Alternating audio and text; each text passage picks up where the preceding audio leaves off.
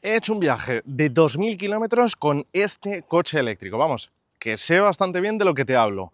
Y estamos hablando de un coche que tiene una batería de tan solo 44 kilovatios hora de capacidad de almacenamiento energético y una autonomía WLTP de 320 kilómetros.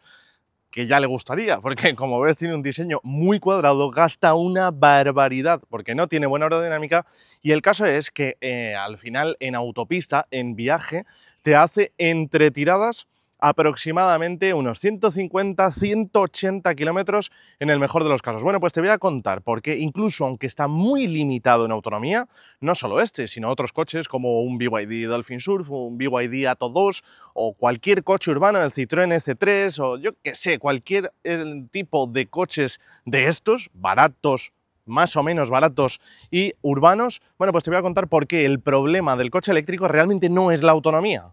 Y a lo mejor me dices, oye, ¿y para qué te lías a hacer un viaje de este tipo? Bueno, pues lo primero, porque me gusta. Lo segundo, porque quería ir al IA Mobility en Múnich, donde se presentaban otros nuevos coches eléctricos. Y lo tercero, porque creo que este tipo de coches eléctricos son los que pueden precisamente democratizar la movilidad eléctrica, es decir, pues que la movilidad eléctrica llegue a todo el mundo. Así que creo que es aquí, en este segmento, en esta categoría, donde están los coches más accesibles económicamente, donde más hay que estudiar. A día de hoy ya se sabe perfectamente que con un Tesla Model 3 tienes autonomía suficiente para viajar y también una red de supercargadores que no te pone ningún tipo de problema. Vamos, ahí no hay nada que contar, está todo resuelto. Así que creo que lo mejor es utilizar este tipo de coches como probador de coches y, digamos, comunicador dentro de la movilidad eléctrica y, por supuesto, salir de esa super mega red de supercargadores de Tesla. Así que, bueno, ahí está la explicación. He explicado esto con la autonomía de la que te he hablado, de entre 150 180 kilómetros entre paradas. Como te puedes imaginar, las tiradas que he estado haciendo de conducción pues han sido de alrededor de 1 hora y media aproximadamente. Y te explico un punto que es importante y que hay mucha gente que no conoce. Lo normal cuando viajas es que tengas solo una parte de la autonomía que te puede dar tu coche eléctrico. ¿Por qué? Bueno, pues porque como ya os expliqué en otro vídeo, y esto lo sabe cualquiera que tiene un coche eléctrico, la curva de carga de un coche no es lineal, es decir, no se carga exactamente a la misma velocidad entre el 0% de batería y el 100%.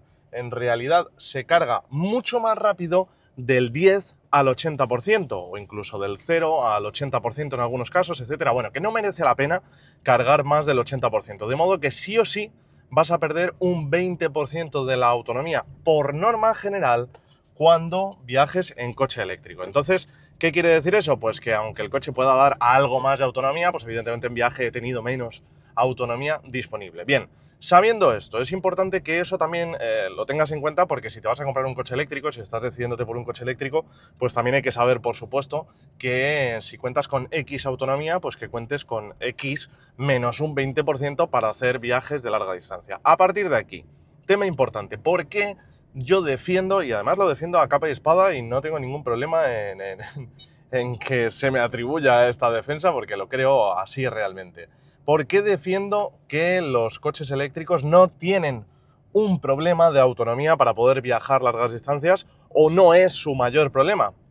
Bueno, te contaré de nuevo los datos de este coche. Estamos en el Fiat Grande Panda. Yo creo que todos lo conocéis. Este es mi coche eléctrico. Este coche no es un coche de pruebas, de prensa ni nada de esto.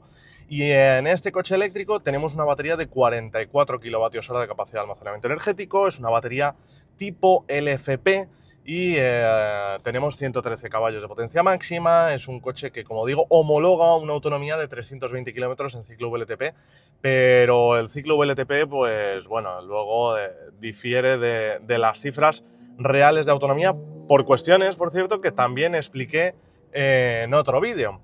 Bueno, en cualquier caso, esas son las cifras de este coche y estamos hablando de un coche que mide menos de 4 metros, son 3,99 metros, es decir, es un coche enfocado al uso urbano, interurbano, etcétera. No está pensado para hacer viajes de este tipo.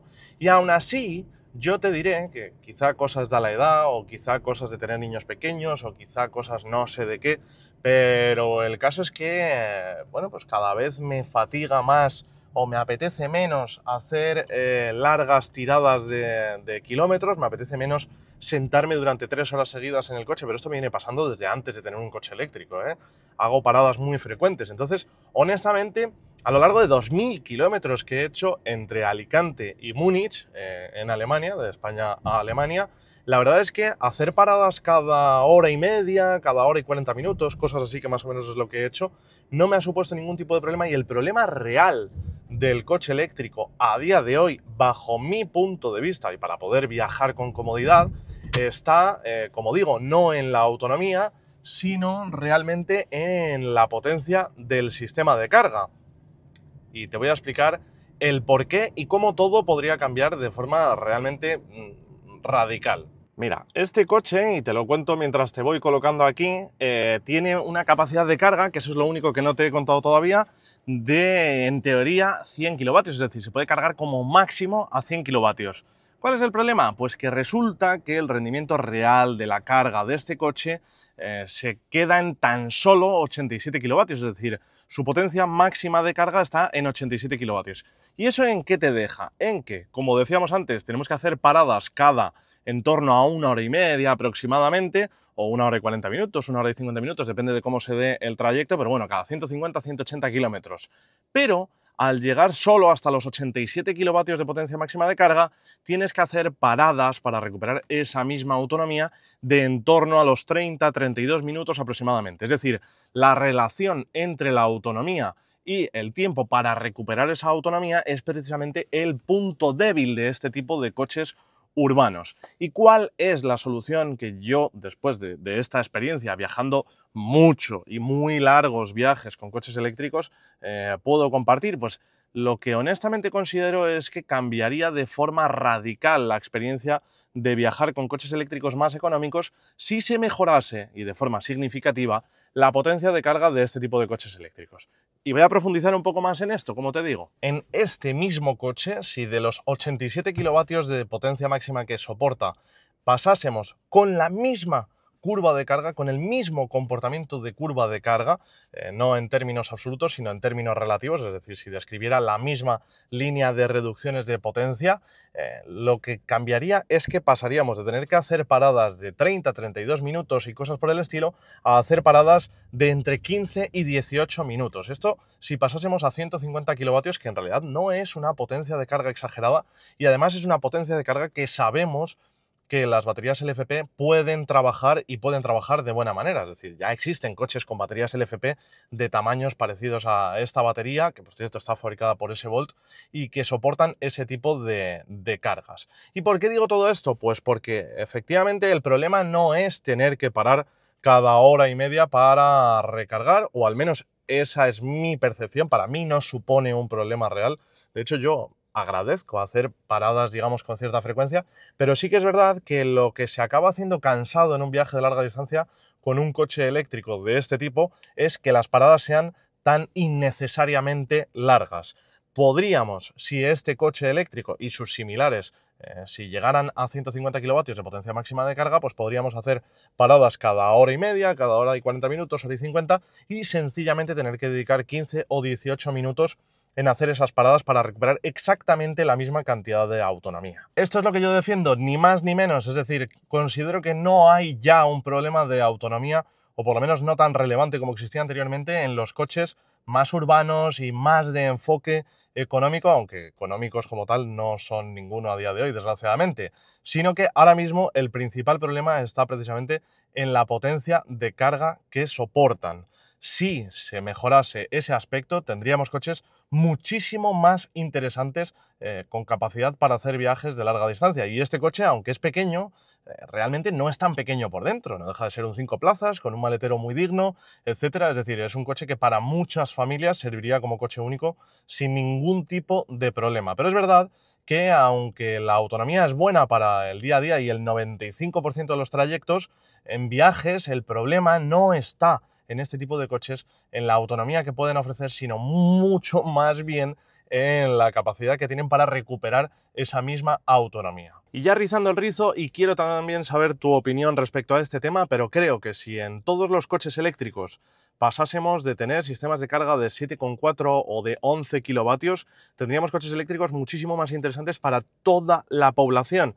Porque sí, yo entiendo, hay mucha gente que tiene su garaje propio, mucha gente que tiene su cargador en casa y eso desde luego que es una enorme ventaja, pero si queremos que el coche eléctrico realmente se popularice y sea algo para todo el mundo, un coche eléctrico con un sistema de 22 kilovatios en corriente alterna sería un coche eléctrico que se puede cargar barato y dentro de una carga lenta muchísimo más rápido y que encima podríamos tener muchos más cargadores a pie de calle para toda esa gente que tiene que aparcar en la calle y que tiene su coche durmiendo en la calle de normal, que en España, desgraciadamente, son la mayoría. Así que aquí está mi speech y aquí está mi defensa.